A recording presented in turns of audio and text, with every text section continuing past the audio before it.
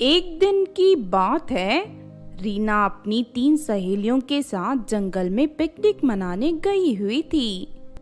जंगल में काफी देर घूमने के बाद उन्हें खूबसूरत झरना दिखाई देता है। इस जंगल में इतना खूबसूरत झरना मौजूद है, ये बात तो मुझे पता ही नहीं थी। तो फिर देर किस बात की है, चलो झरने के ठंडे ठंडे पानी में नहाने का मजा लेते हैं। उसके बाद चारों लड़कियां झरने के नीचे जाकर नहाने लगती हैं, लेकिन तभी अचानक झरने का पानी खून की तरह लाल हो जाता है। ये देख चारों लड़कियां बुरी तरह घबरा जाती हैं और फौरन पानी से बाहर निकल जाती हैं। तभी अचानक वहां चारों तरफ डरावनी आवाजें गूंजने लगती हैं।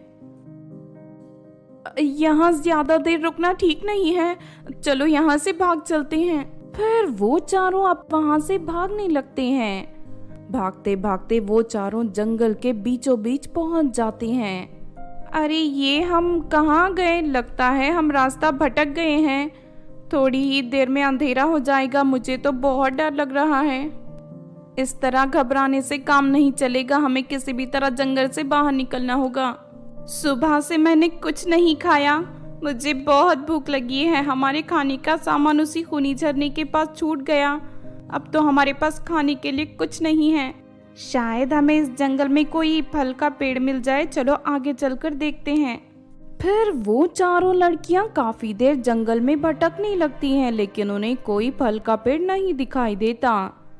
इस तरह भूख से बेहाल वो चारों सहेलियां दुखी होकर जमीन पर बैठ जाती हैं।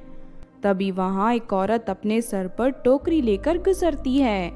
रोटियां ले लो, गर्मा गर्म रोटियां ले लो, ताजी ताजी रोटियां ले लो। उस औरत को जंगल में रोटियां बेचते देख चारों लड़कियों को बड़ी हैरानी होती है। अरे ये औरत कौन है जो इस तरह जंगल में रोटियां बेच रही हैं? अरे हमें इससे क्या लेना देना, हमें तो भूख लगी है, चलो इस औरत से रोटियां लेकर खा लेते हैं। तभी वो औरत चारों के पास आ जाती है। जानती हूँ कि तुम चारों को बहुत भूख लगी है, लेकिन चिंता मत करो, मैं अभी तुम्हें गर्मा गर्म रोटियां खिलाती हूँ। इतना कहकर वो औरत अपनी टोकरी से रोटियां निकालकर उन चारों के सामने रख देती है। लेकिन तुम इस जंगल में रोटियां क्यों बेच रही हो? इस जंगल में तुम्हारी तरह रोज कई मुसाफिर भटकते जाते हैं, उन्हें रोटियां बेचकर अपना गुजारा करती हूँ। अब बेकार के सवाल पूछना बंद करो और रोटियां खा लो, वरना ये ठंडी हो जाएंगी। उस औरत की बात सुनकर चारों सहेलियां रोटी खाने लगती हैं। थोड़ी ही देर में अंधेरा हो जाएगा, तुम सबका इस तरह जंगल में रहना ठीक नहीं है। तुम चारों मेरे साथ चलो, सुबह होती ही मैं तुम्हें जंगल के बाहर छोड़ दूंगी। ये सुनकर चारों सहेलियां खुश हो जाती हैं और उस औरत के साथ उसके घर चली जाती हैं। वो औरत उन चारों को सोने के लिए एक अच्छा सा कमरा देती है। चारों बेफिक्र होकर आराम से कमरे में सो जाती हैं, लेकिन फिर करीब आधी रात को अचानक रीना की नींद खुल जाती है। रीना खुद को और अपनी सहेलियों को एक गहरे कुएं के अंदर पाती है। वहां चारों तरफ रोटियां बिखरी पड़ी थी। ये देख रीना के होश उड़ जाते हैं और वो जल्दी से अपनी सभी सहेलियों को नींद से जगा देती है। अरे ये सब क्या हो रहा है, हम चारों अचानक इस गहरे कुएं में कैसे आ गई? हाँ, हम तो उस औरत के घर में सो रहे थे। उन चारों को अपने सामने आसपास खून से सनी हुई बहुत सारी रोटियां दिखाई देती हैं। हे भगवान, इस जगह से मुझे बहुत डर लग रहा है। तभी कुएं के ऊपर से वो औरत आ जाती है और जोर जोर से हंसने लगती है। फिर अगले ही पल वो एक चुड़ैल के रूप में बदल जाती है। तुम्हारे आसपास जो खून में लिपटी हुई रोटियां पड़ी है ना, वो सभी इंसान हैं।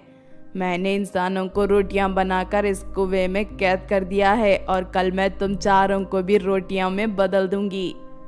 चुड़ैल की ये बात सुनकर चारों सहेलियों के हाथ पैर कांपने लगते हैं। लेकिन तुम हमारे साथ ऐसा क्यों कर रही हो? हमने तुम्हारा क्या बिगाड़ा है? देखो, हम तुम्हारे हाथ जोड़ते हैं, प्लीज हमें यहाँ से जाने दो, हमें छोड़ दो। मेरे जाल में फंसकर इंसान इसी तरह मेरे सामने गिड़गिड़ाते हैं, लेकिन मुझे इन सब बातों का कोई फर्क नहीं पड़ता, क्योंकि मैं एक बहुत ही बुरी और जालिम चुड़ैल हूँ। तुम सभी के पास आज रात की जिंदगी बची है, कल सुबह मैं तुम्हें खूनी रोटियों में बदल दूंगी। इतना कहकर चुड़ैल कुएं के ऊपर एक बड़ा सा ढक्कन लगाकर वहां से चली जाती है। लगता है हम सभी की जिंदगी का अंतिम समय आ चुका है। अब हम चारों को कोई नहीं बचा सकता। तुम चिंता मत करो मीना, ये चुड़ैल चाहे जितनी भी चालाक हो, लेकिन हम इसे सबक सिखाकर यहाँ से बाहर निकल सकते हैं। ये तुम क्या कह रही हो? चुड़ैल ने कुएं का मुंह बंद कर दिया है, भला हम चारों यहाँ से बाहर कैसे निकलेंगी? तभी रीना अपने जेब से मोबाइल फोन निकालकर अपनी सहेली को दिखाते हुए कहती है, ये देखो मेरे पास मोबाइल फोन है, अभी अपनी माँ को फोन लगाकर सारी बात बता देती हूँ। रीना की बात सुनकर उसकी सहेलियां खुश हो जाती हैं। उसके बाद रीना फौरन अपने माँ को फोन लगाकर उसे वहाँ की हालत के बारे में सब कुछ बता देती है। रीना की माँ फौरन अपने गांव के तांत्रिक को लेकर जंगल की ओर निकल पड़ती है। काफी देर खोज करने के बाद रीना की माँ और तांत्रिक कुएं के पास पहुंच जाते हैं।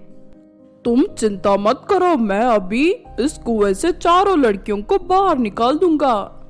इतना कहकर तांत्रिक मंत्र पढ़ने लगता है और तभी वहाँ एक बड़ा सा बंदर प्रकट हो जाता है। इसके अंदर 4 लड़कियां फंसी हुई है, तुम इन्हें जल्दी से बाहर निकाल कर ले आओ।